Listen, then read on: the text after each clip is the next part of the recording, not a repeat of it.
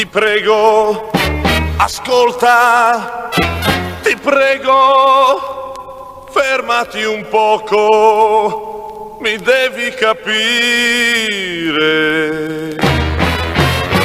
Io non son più l'amico che ti può consigliare, perché se parli di un amore, quell'amore vorrei fosse solo per me. Io non sono più l'amico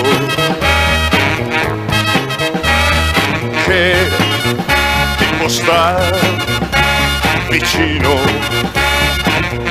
perché da ieri ho capito che io soffro se tu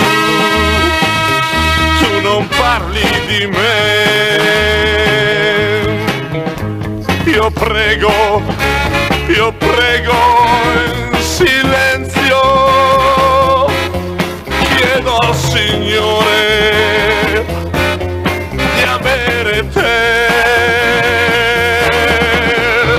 Se piangi sorridendo, tu hai capito al volo e potrai fare di un amico